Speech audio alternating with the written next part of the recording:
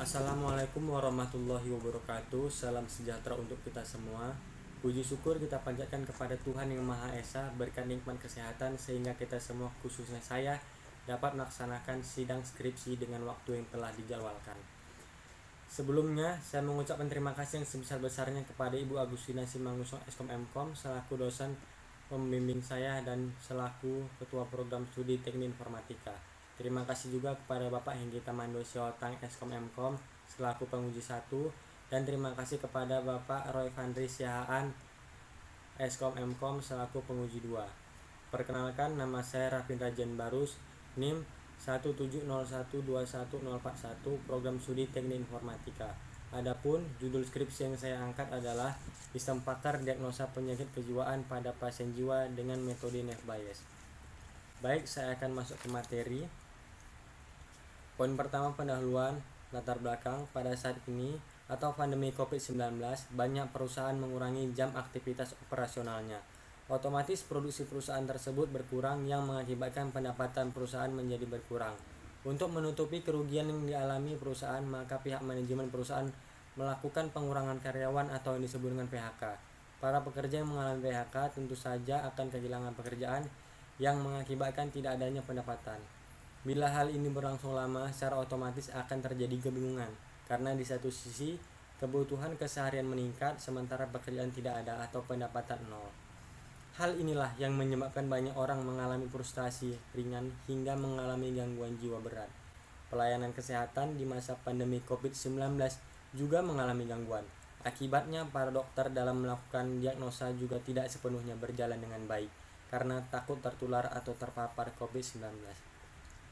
Untuk mengatasi keterbatasan para dokter di dalam mendiagnosa pasien dapat digunakan dengan cara lain, yaitu menggunakan sistem pakar dengan metode Naive Bayes.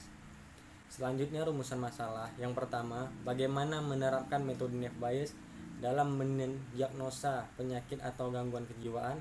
Yang kedua, bagaimana membangun sebuah sistem pakar untuk mendiagnosa penyakit kejiwaan pada pasien jiwa dengan gejala yang dialami dengan menerapkan metode Naive Bayes.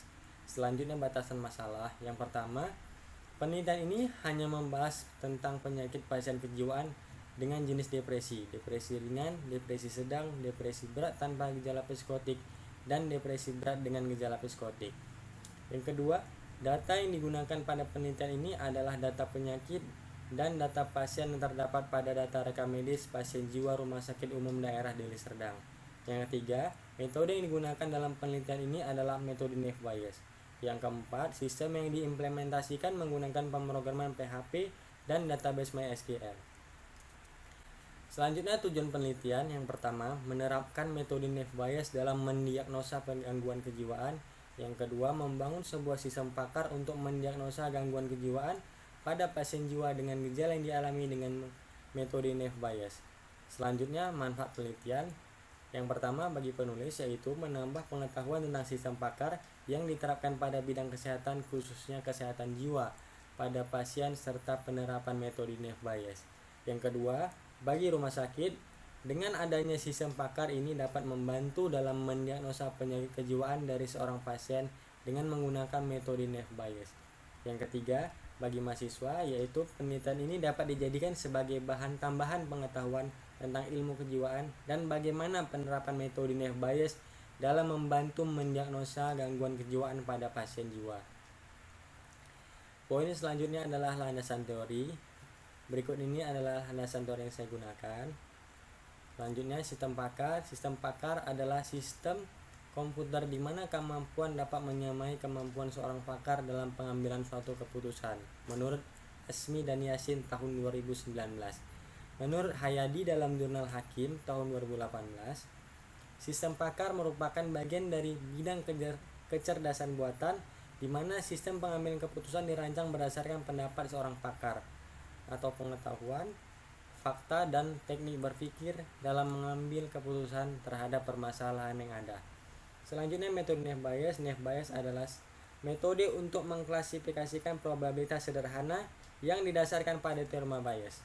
Dalam teorema Bayes dikombinasikan dengan Naive yang berarti dalam atribut dengan sifat bebas atau independen, menurut Hakim tahun 2018. Selanjutnya adalah metode penelitian, kerangka kerja. Berikut inilah kerangka kerja yang saya gunakan: pengumpulan data, analisis data, perancangan sistem, pengujian sistem, dan implementasi sistem. Selanjutnya metode penelitian. Tempat penelitian saya adalah Rumah Sakit Umum Deli Serdang, Lubuk Pakam, yang beralamat di Jalan MH Tamrin nomor 126, Lubuk Pakam Pekan, Kecamatan Lubuk Pakam, Kabupaten Deli Serdang, Sumatera Utara. Rumah Sakit Umum Daerah Deli Serdang, Lubuk Pakam memiliki fasilitas poliklinik jiwa dan ruang cempaka untuk pasien yang mengalami sakit kejiwaan. Selanjutnya analisa dan perancangan. Analisa data. Berikut ini adalah data-data yang saya gunakan. Yang pertama data penyakit, yang kedua data gejala penyakit, yang ketiga data rule penyakit, yang keempat data training. Selanjutnya analisis sistem yang dibangun. Saya membuat dalam bentuk flow map sebagai berikut ini. Selanjutnya analisis metode Naive Bayes. Naive Bayes adalah metode untuk mengklasifikasikan probabilitas sederhana yang didasarkan pada teorema Bayes. Dalam teorema Bayes dikombinasikan dengan Naive yang berarti dalam atribut dengan sifat bebas atau independen menurut Hakim tahun 2018. Menurut Stojo dalam Jurnal Hakim tahun 2018, dalam proses perhitungan dengan menggunakan metode Naive Bayes terdapat langkah-langkah yang dapat dilakukan adalah sebagai berikut. Yang pertama, mencari nilai prior untuk tiap-tiap kelas dengan menghitung rata-rata tiap kelas. Yang kedua, mencari nilai likelihood untuk tiap-tiap kelas. Yang ketiga, mencari nilai posterior dari tiap-tiap kelas dengan menggunakan persamaan. Selanjutnya adalah contoh kasus. Di sini diketahui fakta gejala penyakit pada suatu pasien yaitu G01, G06, G08, G09, G10, dan G11. Langkah-langkah dalam menggunakan metode Naive Bayes ini, yang pertama adalah mencari nilai probabilitas prior dengan cara menghitung jumlah jenis penyakit yang ada pada data training, lalu dibagi jumlah data training, maka didapatkanlah nilai prior untuk setiap jenis penyakit. Yang kedua, menghitung nilai probabilitas likelihood dengan cara menghitung jumlah setiap gejala yang dialami berdasarkan jenis penyakit, lalu dibagikan dengan jumlah setiap jenis penyakit yang ada pada data training. Yang ketiga, menghitung probabilitas posterior dengan mengkalikan nilai prior yang sudah didapatkan dengan nilai likelihood pada setiap jenis penyakit. Dari hasil perhitungan didapatkanlah hasil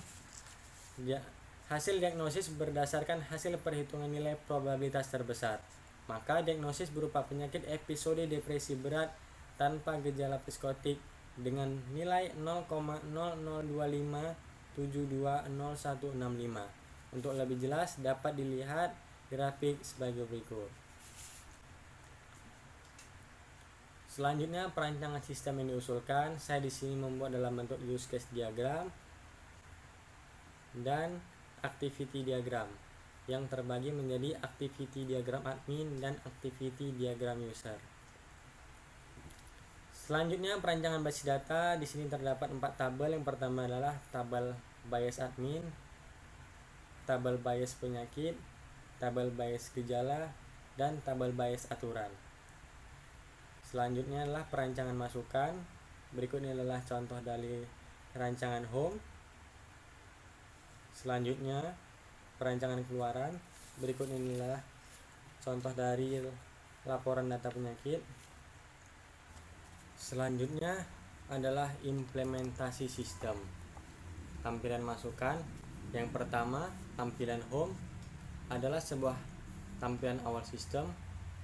Pada tampilan ini memiliki 3 menu, yaitu menu home, menu login, dan menu konsultasi. Selanjutnya, tampilan home admin adalah sebuah tampilan halaman home admin setelah melakukan login pada sistem. Pada tampilan ini memiliki 7 menu. Yang pertama, menu home, menu penyakit, menu gejala, menu aturan, menu password, menu logout, dan menu konsultasi. Selanjutnya, tampilan login. Tampilan login adalah sebuah tampilan yang menampilkan form login yang memiliki 2 inputan, yaitu username dan password, dan sebuah tombol masuk. Selanjutnya, tampilan form konsultasi. Tampilan form konsultasi ini adalah sebuah tampilan yang menampilkan form konsultasi yang memiliki inputan berupa 5 text box, yaitu untuk identitas pasien dan checkbox untuk gejala yang dipilih dan sebuah tombol submit diagnosa. Selanjutnya, tampilan form hasil konsultasi adalah sebuah tampilan yang menampilkan hasil dari form konsultasi. Di sini memiliki 2 tombol, yaitu tombol konsultasi lagi dan tombol cetak. Berikutnya adalah tampilan form penyakit. Tampilan form penyakit ini adalah sebuah tampilan yang menampilkan form daftar penyakit. Memiliki inputan berupa text box untuk pencarian data dan memiliki 3 tombol, yaitu refresh, tambah, dan cetak. Selanjutnya adalah tampilan form tambah penyakit.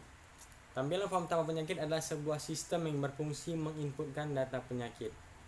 Memiliki 4 inputan, yaitu kode, nama penyakit, bobot, dan keterangan. Memiliki 2 buah tombol, yaitu simpan dan kembali. Selanjutnya adalah tampilan form ubah penyakit, yaitu sebuah tampilan yang berfungsi mengubah data penyakit.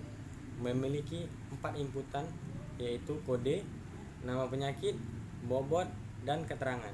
Memiliki 2 buah tombol, yaitu simpan dan kembali. Selanjutnya adalah tampilan form gejala, yaitu sebuah tampilan yang menampilkan form daftar gejala penyakit yang ada pada sistem. Memiliki inputan berupa text box untuk pencarian data. Memiliki 3 tombol, yaitu refresh, tambah, dan cetak. Selanjutnya adalah tampilan form tambah gejala, yaitu sebuah tampilan yang berfungsi menginputkan data gejala. Memiliki 2 inputan, yaitu kode dan nama gejala, dan memiliki 2 buah tombol, yaitu simpan dan kembali. Selanjutnya adalah tampilan form ubah gejala.